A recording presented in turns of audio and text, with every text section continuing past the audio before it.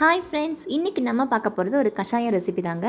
அதுக்கு முதல்ல ஒரு டம்ளர் தண்ணியை நல்லா கொஞ்சம் சூடு பண்ணிவிட்டு, அது சூடானதும் ஒரு டீஸ்பூன் கொத்தமல்லி விதை சேர்த்துக்கலாம்.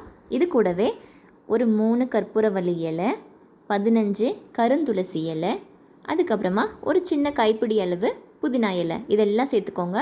உங்கள்கிட்ட வெத்தலை இருந்ததுன்னா அது கூட ஒன்று சேர்த்துக்கலாம். இப்போ இதுக்கப்புறம் ஒரு டீஸ்பூன் ஓமம் சேர்த்துக்கோங்க. அப்புறம் ஒரு டீஸ்பூன் சீரகம் சேர்த்துக்கலாம். கடைசியாக ஒரு சின்ன துண்டு இஞ்சி, ஒரு ஏலக்காய், ஒரு கிராம்பு, 2 மிளகு, இது எல்லாத்தையும் நல்லா இடித்து அதையெல்லாம் சேர்த்துக்கலாம். இப்போ இது எல்லாம் நல்லா தண்ணியில் கொதித்து நல்லா சுண்டி வரணும். இதனோட எசன்ஸ் எல்லாம் அதில் இறங்கணும்.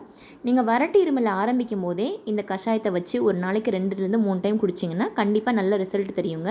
எங்கள் வீட்டில் நாங்கள் இதை தான் ஃபாலோ பண்ணிகிட்ருக்கோம். இப்போது எப்படி கொதித்து எந்த அளவுக்கு தண்ணி வருதுன்னு பார்க்கலாம்.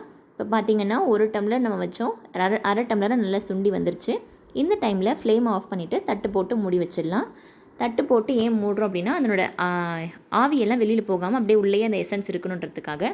இப்போ 2 மினிட்ஸ் கழித்து தட்டு ஓப்பன் பண்ணிவிட்டு நம்ம வடிகட்டி எடுத்துடலாம். வடிகட்டும் போதே உங்களுக்கு நல்லா தெரியும் பாருங்கள், நல்லா டார்க்காக இருக்குது கஷாயம். ஏன்னா இதெல்லாம் வீட்டில் இருக்கிற பொருள் வச்சு தாங்க செய்கிறோம். வெளியில் எந்த பொருளுமே வாங்க போகிறது கிடையாது, நம்ம கிச்சனில் இருக்கிற பொருள் தான். இப்போ கடைசி இது கூட இன்னும் 2 பொருள் சேர்க்க போகிறோம். அது ஒன்று வந்துட்டு லெமன். இதில் விட்டமின் சி அதிகமாக இருக்கும், சோர் த்ரோட்டுக்கும் ரொம்ப நல்லது. இது கூடவே நான் தேன் சேர்த்துக்க போகிறேன்.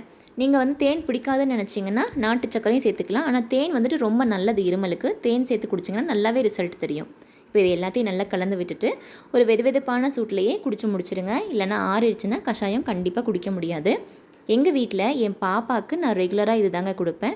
நார்மலாக சோர் த்ரோட்டை ஆரம்பிக்கும் போதே நான் செஞ்சு கொடுக்க ஆரம்பிச்சிடுவேன். இது கூடவே வார்ம் வாட்டர், சால்ட் வாட்டர் காகுலும் பண்ணுவேன்.